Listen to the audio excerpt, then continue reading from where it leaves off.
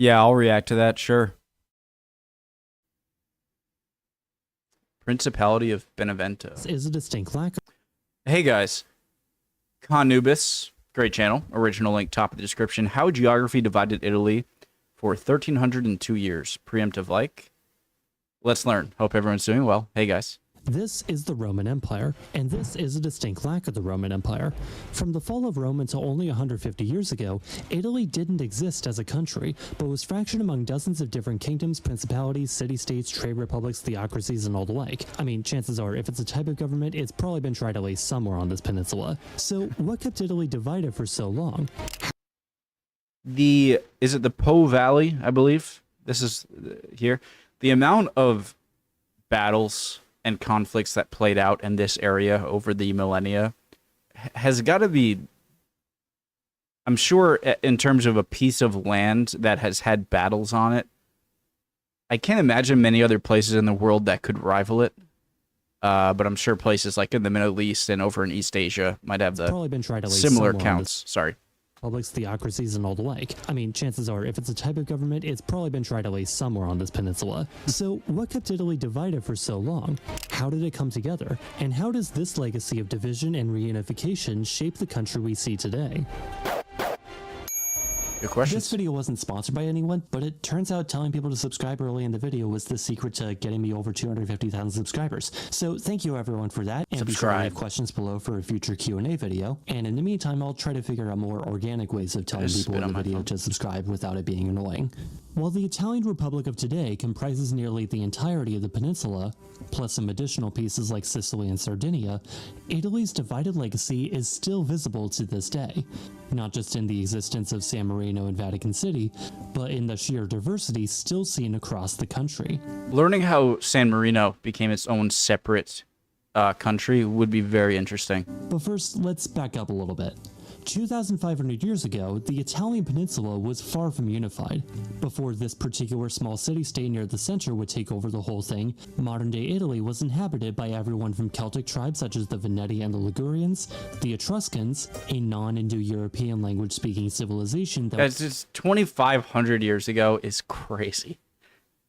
We have 250 years of American history over here. You can go back before that into British colonial American history and then native history, of course, but it's just so crazy. 10 times the amount of history since the U.S. was started. would greatly influence a young Rome, a non-Indo-European language-speaking civilization that would greatly influence a young Rome, and whose name ultimately lent itself to their home region of Tuscany, the Latins throughout the center, and with the south under the domain of the wider Hellenic world, with influences still seen today in cities like Neapolis, or Napoli, and Agropoli, which should sound familiar to anyone who's ever heard of an ancient Greek Acropolis.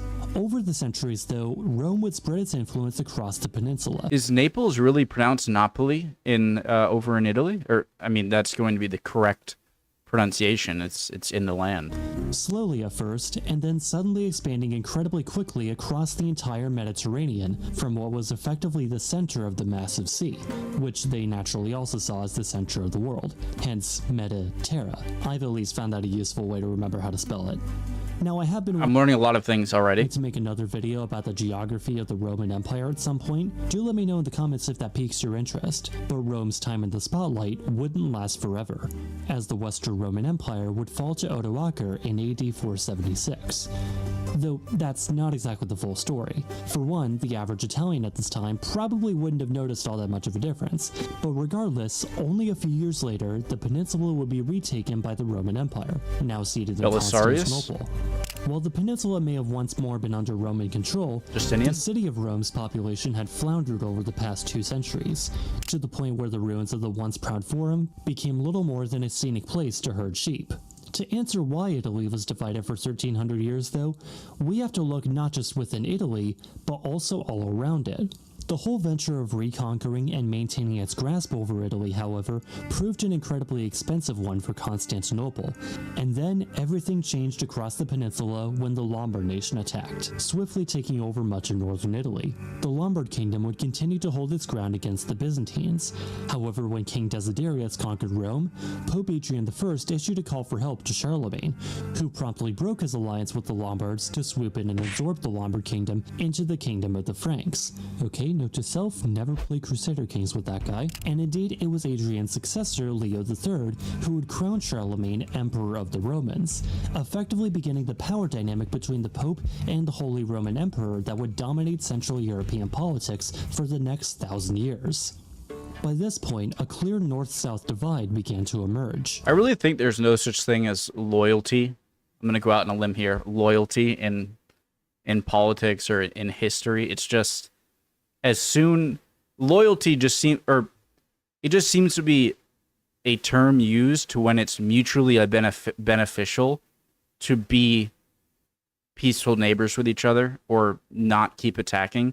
And as soon as the opportunity comes, then all of that goes out the window. It's a bit terrifying and interesting. While the fractured kingdoms, city-states, and republics of the north would endure repeated wars and invasions, most of them were under the control of the Holy Roman Empire, though the HRE was at pretty much the opposite end of the centralization spectrum from the actual Roman Empire, which still exists, by the way. We're right here. Nope, your ruler's a girl, you don't count. The northernmost region of Italy today, the flat, fertile Po Valley, contains nearly half of Italy's population and more than half of its GDP.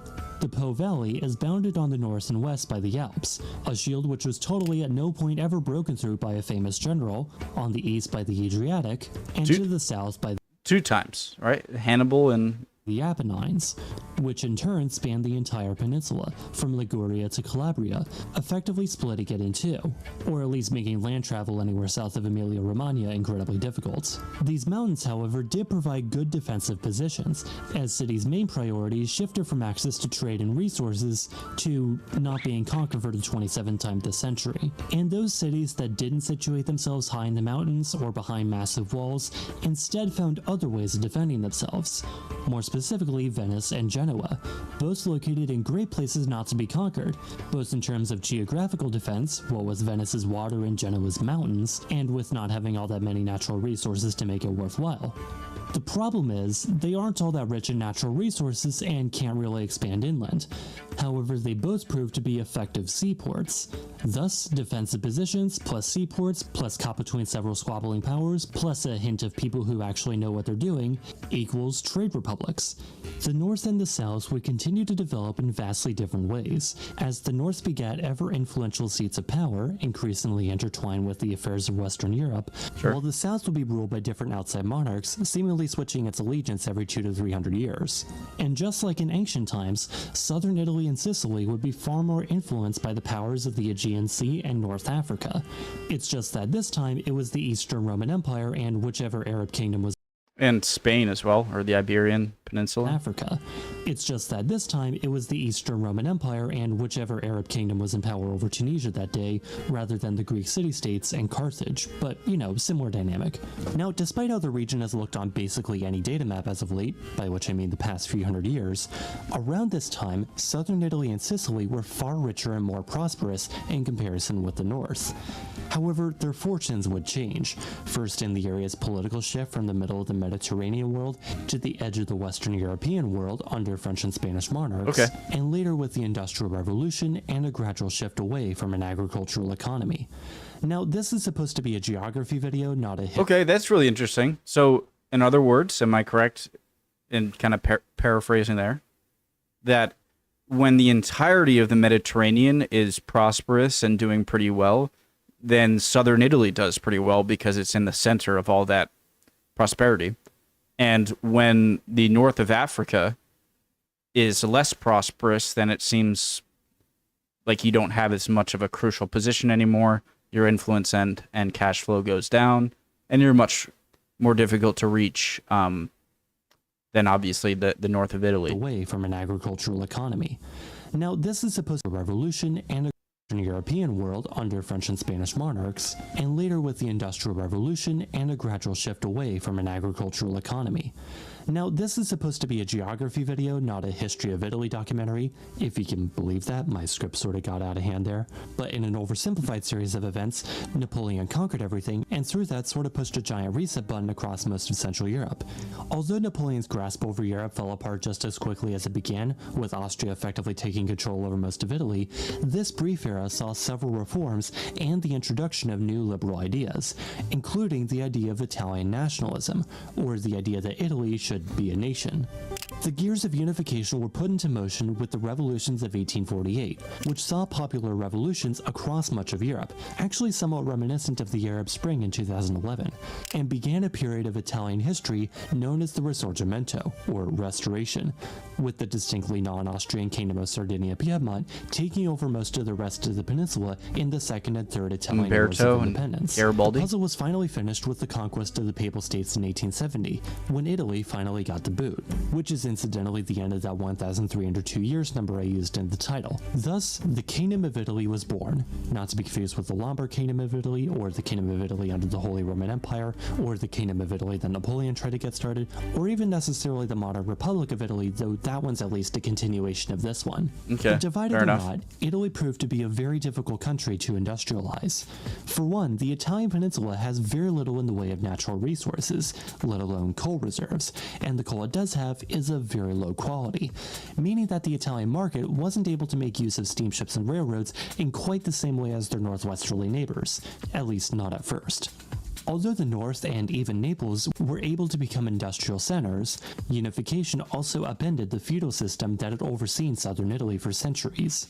However, this didn't necessarily mean that the farmers got the land that once belonged to the king of the lords. The southern region of Apulia was, and in many cases still is, the breadbasket of Italy, but some industrialization plus some canals, square root centuries of technological difference, equals being outcompeted by the Po Valley. This poor land management led to southern Italy's agricultural industry being outcompeted not just by the North, but even by imports from the United States. As a result, farms grew smaller and less productive, and with a not as diverse economy to fall back on, combined with an unhealthy dose of pseudoscientific racism against Southerners, all this drove many in the South to leave the country altogether, in particular for the New World, with millions immigrating to the US, Canada, Brazil, and Argentina, where their descendants still make up a large portion of the population to this day. Oh, hello there. One of the most important pieces of the unification puzzle, though, was the language, or rather, languages. You see, Italy is a diverse mix of different dialects, as Dante Alighieri once described the peninsula as the land of 1,000 languages, though I don't think he meant a literal 1,000. However, to say Sicilian or Venetian are dialects of Italian isn't completely true. They're Italian dialects, sure, but the language we know and study today on Duolingo as the Italian language was initially based on just one of these many dialects, specifically the Florentine form of the Tuscan dialect that got shaped and molded into a standardized national language, borrowing words and phrases from some of the different dialects. Yet what truly helped cement the place of the new common language was the advent of commercial television in the 1950s, in large part through the newly created Radio Televisione Italiana, or RAI, with shows like Non è mai troppo tardi, or It's Never Too Late, helping millions learn to read and write. Despite all this, Italy's internal diversity still stands strong to this day, while still forging its identity as a unified country. However, its biggest domestic challenge still remains integrating the North and the South economically. So, in my fair question, guys, so Italy seems to be a very unique country inside of Europe for many reasons, but one I'm trying to bring up in that it has far and away its geography is much more beneficial in certain areas and much less beneficial than in others. And it's a country where you had a large amount of power swinging, making the south of Italy still very competitive with the north. And so you had large populations there. But as soon as more modern history came around, the south just couldn't compete with the north because of geography. Take for example, France or Germany, or even Spain, but I'll use like France and Germany, where you have relatively circular nations. They're not circles, but they're much more compact and not elongated like Italy. And you have more navigable rivers, and you don't have these giant mountain obstacles. And so, although they have the same historical populations that were all over the country, they didn't have the sort of geographical disability that Italy had. And so parts of those countries like France and Germany didn't have that handicap and didn't suffer in the same way, right? And so I can't think of another European country that is similar. It would be like if Scandinavia, like if Norway and, say, Sweden had much more spread out populations rather than more localized in the south. I know Norway is surprisingly has some large population centers for its size, pretty far north, which is a little surprising. But you had a country that was long and thin, and just when trends changed in geopolitical power and economic, capabilities, then they had a unique geography that made their south suffer more. That makes sense? Am I making any sense? A perhaps telling example of this is how there still isn't a bridge connecting Sicily to the rest of Italy, even though you can literally see one side from the other. It's you that can take close? a train from one side to the other. I know it's super close looking on a map, but I can't really put that into scale. This is Sicily and southern Italy? It's that close. Even though you can literally see one side from the other. You can take a train from one side to the other, but that train will be put on a boat, which is cool and all engineering-wise, but not really a great way to keep a country together. Really? Proposals have been put in place, well, technically since the Punic Wars, but plans have always been scrapped, be it due to the burdensome cost, or fears of the mafia taking over the bridge, or building a bridge directly over a very active earthquake zone. But the current government seems to be giving it another crack, so we'll see where that goes, I guess. While southern Italy lags far behind the north in GDP per capita, the Human Development Index, and suffers a far higher crime rate, particularly once again with organized crime, I think it's just important to highlight that southern Italy is not some sort of super dangerous do-not-go destination. It's poor, but, compared to the rest of Western Europe, one of the richest regions on the planet. So if you're going there, my advice would be the same as for anywhere else. Just try not to be stupid and you'll be fine. Either way. Perfect advice. I feel like I've seen a lot of travel videos and travel tips. 95% of them can be boiled down into be respectful and don't be an idiot. It's amazing how universal that is. I'll probably have to come back to this topic in the future. This video is already long enough, at least for my videos, and there was so much I had to cut from this video, you have no idea. Anyway, like this video and subscribe for more, I guess? I did both. It's a great video. Canubis, great channel. Very interesting. I feel like I was sort of brain dead in some of those explanations or trying to explain the questions I had. Sorry about that, but you guys are sometimes able to decipher that and answer them really well. So love y'all. Hope you're all doing well. Appreciate any comments. Hopefully I'll see you guys next time. We'll keep on learning. Bye, guys.